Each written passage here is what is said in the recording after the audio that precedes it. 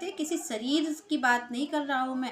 यहाँ पर श्री कृष्ण किसी शरीर की बात नहीं कर रहे हैं, किसी कुल की बात भी यहाँ पर भगवान नहीं कर रहे हैं कि आपका शरीर किस में उत्पन्न हुआ है, आप किस कुल के हैं। यहाँ को भगवान को शरीर से बात नहीं है, शरीर की बात नहीं कर रही है गीता।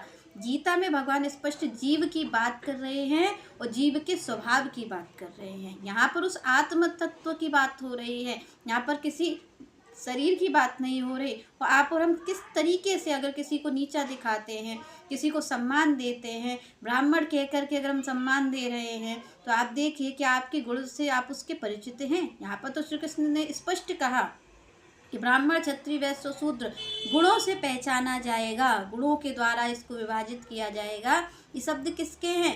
ये भगवान के शब्द हैं। उन्होंने कहा भाई मैं शरीर की बात नहीं कर रहा हूँ, शरीर से आप ब्राह्मण कुल में हैं तो आप ब्राह्मण नहीं हो जाएंगे, क्योंकि यहाँ पर भगवान ने स्पष्ट गुणों की बात की है कि जिसमें ये गुण हैं वो ब्राह्मण है। तो यहाँ पर श्री कृष्ण सबसे पहली बात कहते हैं कि अगर कोई ब्राह्मण है, यहाँ पर श्री कृष्ण शरीर की बात नहीं कर रहे कि आप किस कुल में उत्पन्न हुए हैं, यहाँ पर श्री कृष्ण गुण की बात कर रहे हैं।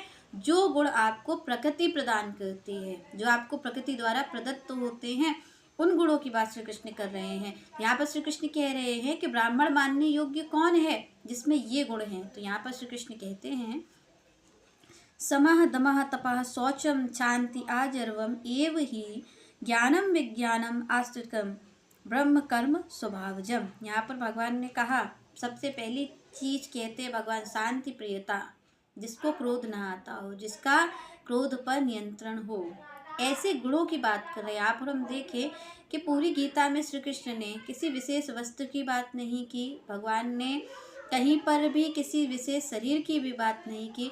भगवान ने यहाँ पर बात